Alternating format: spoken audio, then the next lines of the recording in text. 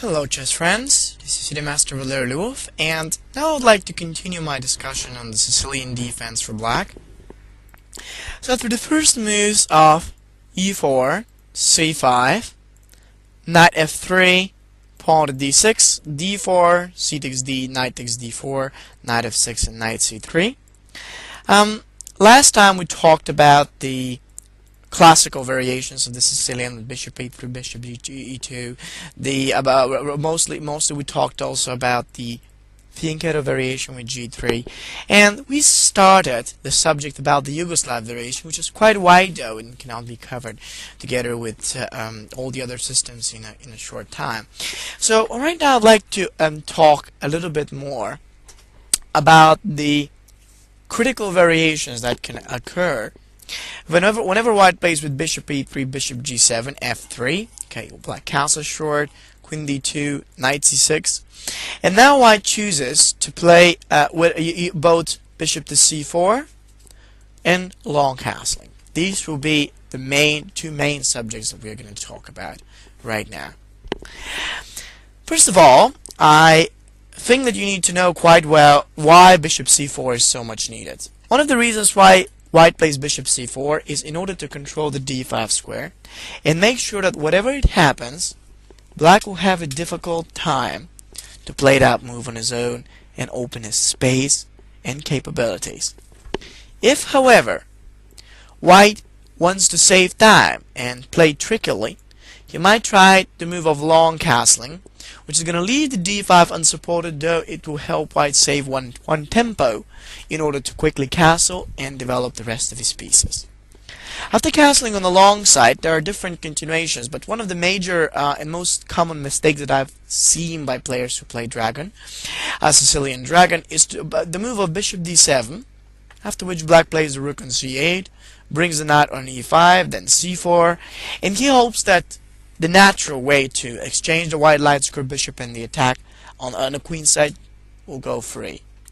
That, unfortunately, is tough. The main reason for which is that white's bishop hasn't played anymore on c4, and instead of being threatened, which makes it often to go back to b3 and so, the truth is that essentially, after bishop to d7, rook c8, knight e5, and knight c4, even if white gets to exchange, it will be 2 tempi ahead for him, and that's not really what black is looking for. So there must be something a little different. That's why after white castles, black has to play with the immediate d5. This way to break through the center, this is where we ended last time, but this idea to break through the center is really helping most of black's pieces to open up. And so as a result of e takes d5, knight takes d5, knight takes to c6, b takes to c6, he is providing white with an opportunity to accept the pawn and get under an attack, or not accept the pawn and help black to consolidate and stabilize. Usually, white's major response here is bishop d4.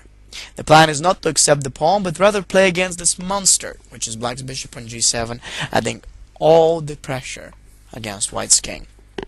Yet, if white decides to take the knight on d5 with knight takes d5, c takes d, and queen takes d5, which many players who are not so much aware of the main variations or lines of the system are playing or are going to play, what black would like to do is going to be the move of queen c7.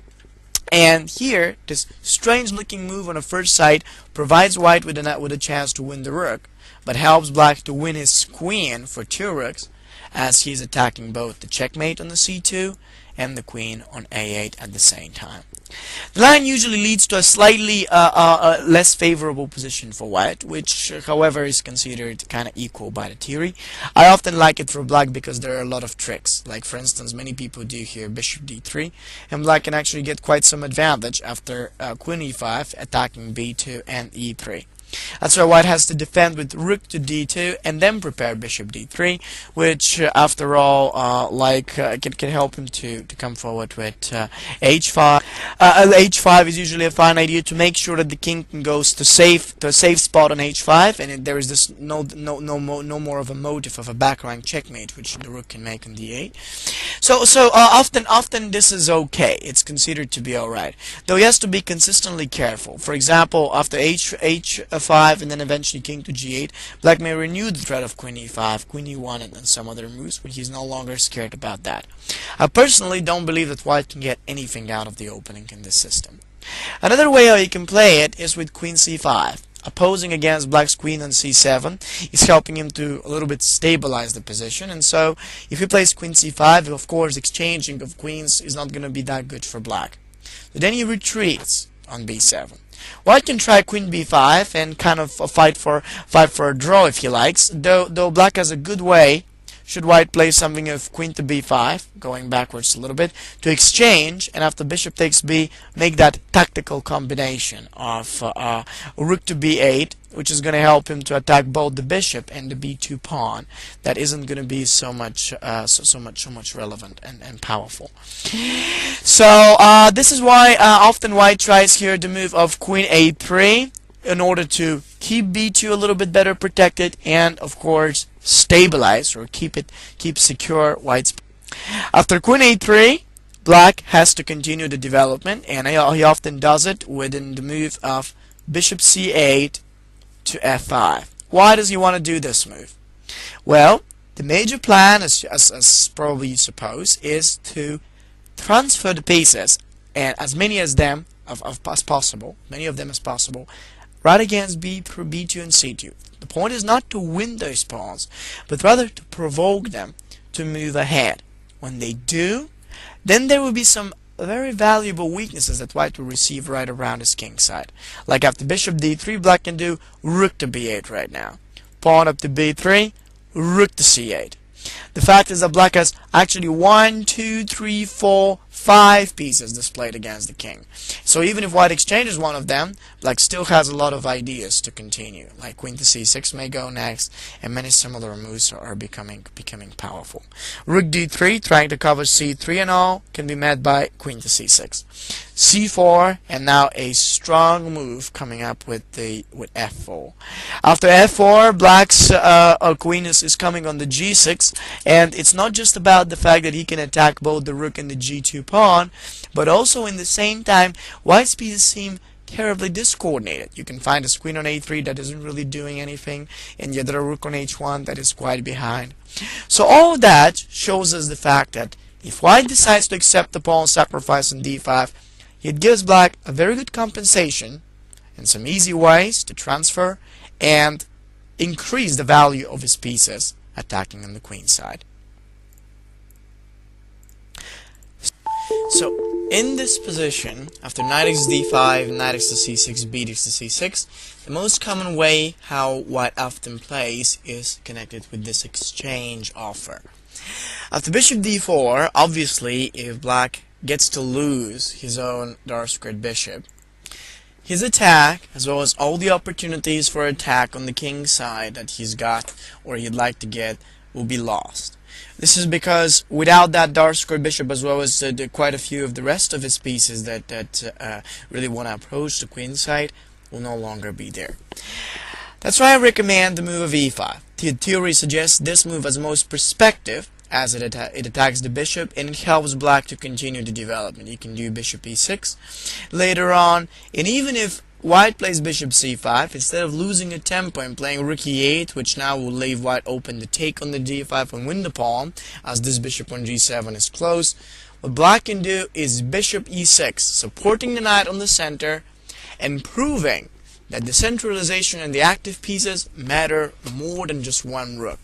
White has a perfect chance to take the rook, but the problem with that exchange is that after bishop takes f8, queen takes f8, rook h6 seems almost winning, and there is no obvious way how white will get to defend against it. He can play king b1, after which we can do rook b8. The plan right now is just very simple. We'd like to play e4. If that bishop can really get opened, it's gonna be a killer on that whole diagonal against b2 together with the rook. I don't believe that white will have any defense. Even if he blocks it, we can do f5, we can do or maybe we can even play queen a3, b3, f5, and we can see e4, knight b4. It's very hard for white to handle those pieces. So it's amazing that this sacrifice is the most powerful way how black can fight against white's attack. White therefore doesn't take it. He often does the move of knight e4, preparing to perhaps capture it and do c4 and then neutralize black's knight and his pieces. Though now black can take it down so that this rook is no longer under threat, and when white tries h4, black can naturally play h6, pawn to g4, and then queen to c7. The idea of rook to d8 is going to follow next, and black can even think about bringing his own knight to f4. He has a perfect position and excellent resources. I've been able to play that quite so many times in my own games, and it has really worked great. The good thing is that you stop very well with white's counterplay, as no matter whether he plays h5 or g5, we always pass the pawn. So essentially, black's next move is his next idea is when white's queen moves down, we're getting ready to play knight f4, trade off those bishops, and when the light square bishop is exchanged, black has very little to worry about white's own activity on the king's side. The rook can later come on the d5, and he has a very solid and quite a decent position. To put it this way, I believe that this line could help black to receive some very good possibilities. Now, I've seen some people do here after d5, and I want to tell you about this, the move of king to b1. You need to be very well aware what to play against that. When I met it for first time, I got very frustrated because I didn't know what to play. Obviously, the trap is that when the king moves away on b1, if we get to capture on e4, white is going to make the move knight takes to c6, and now instead of capturing on d2 with our queen and make a check against the king, that is no longer on c1 but it's on b1, now when we take, white is simply going to take on e7 with an in-between check, just so that when we take it back, he's going to win our queen and he's a piece ahead. The way to prevent that or avoid this is to play a very interesting knight takes d4 continuation. That move makes white to choose whether he wants to play a passive kind of position, that after f takes 2 you can play even e5, takes, exchange, and then some very strong resources like that may go, so he's going to lose his bishop. Or he would like to rather play the move of e5, so that after we take, he can do e5. I like both ways because black is able to receive a solid position. So he can take exchange on f3, move his knight once on the h5, and even if white gets to capture in d5, black can still receive his perfect position. He can do now rook to c8, I guess. He can move his queen out of the way. Even rook e8 can happen. c2 might get attacked, and we have a perfect position and quite a few extra resources like queen d7, queen to c6, rook e8. Everything is definitely going through, so most of black's pieces are very well put together. What about if white tries f4 to plan bishop e2? Well, our plan will be to move our bishop before he can reach e2, and in case of bishop e2 and exchange, I guess this should be all we need. So this is what happens generally against the variations of long castles. You can see how once black gets to open the center, most of his pieces really get back to life and then become pretty strong and successful. This is why we say that if white wants to fight for something more, he must play a whole lot precisely and careful. So going backwards to the position, white plays bishop c4. In this variation, I've seen many players really struggling of what to do and not knowing what systems to play. So I'd like to suggest you 2 variations. You can choose either one which suits you better or you feel more comfortable with. But you need to know that those are not so popular. It's very interesting. First of all, I like the line with bishop d7 a lot. The reason is because after bishop d7, we can take most advantage of the fact that white developed his bishop kind of early. And after long castles, rook c8, as there is a threat, the threat of knight takes d4, and this rook is gonna hit the bishop. We make him move it. After he moves the bishop and we move the knight onto e5, Black's critical plan, as an idea, is to set that knight on c4, and after the exchange, when he gets the pair of bishops advantage, this should help him quite some to continue his activity and further upcoming attack against the king.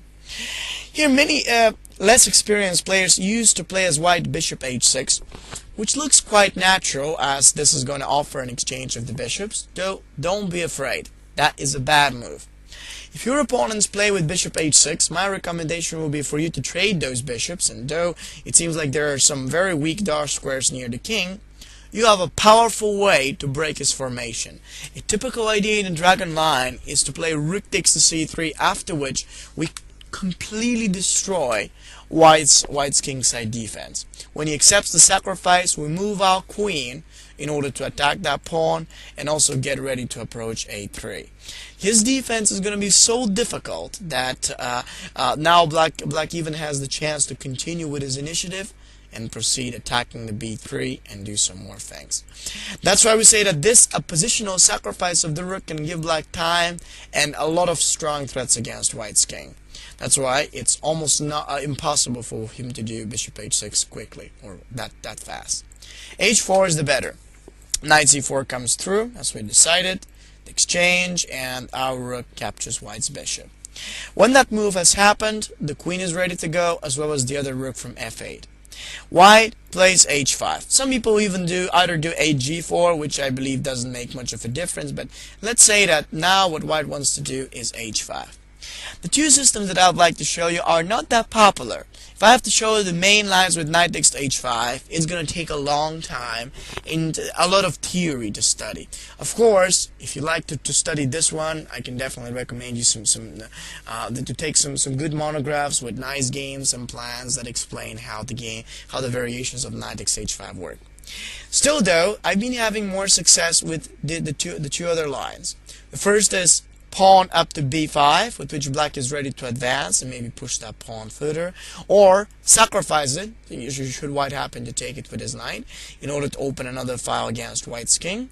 Or the other line is queen to c7, with which Black can easily try to transfer the rook and triple the pieces to make the Aliekin's gun against White's kingside, and then play pawn up to b5.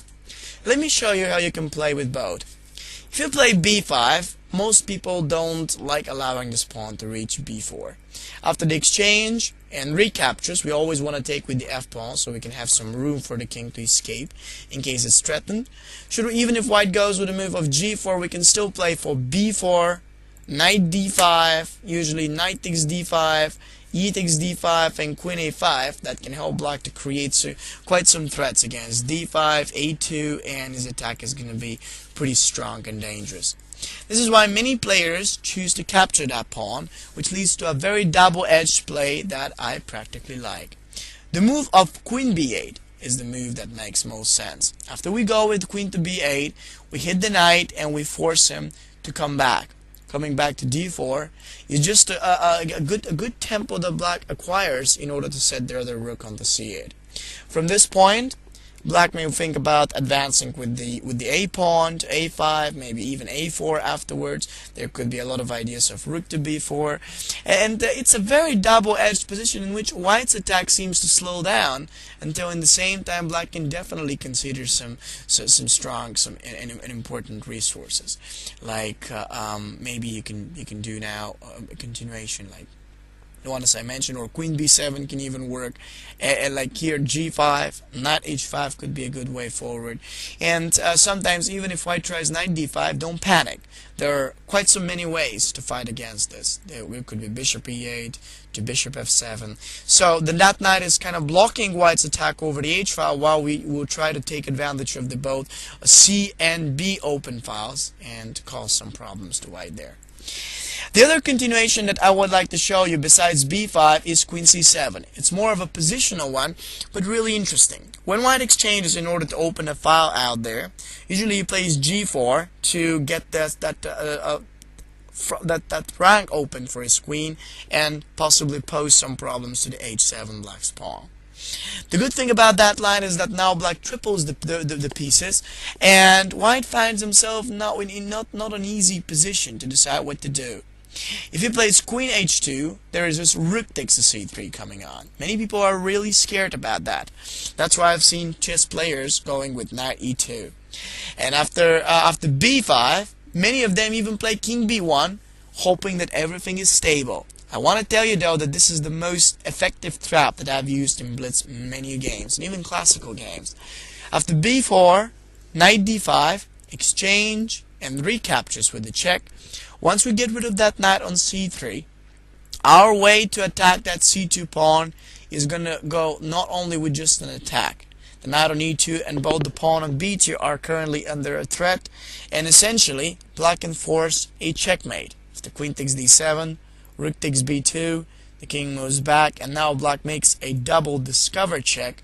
This doesn't only look like a forcing move, but after queen c2, black's obviously checkmating. I've been doing that a lot in my games, and it has been working great when people don't know what to do. Ultimately, after that, therefore, we say that white has to play king to b1, but after b5, try knight d5.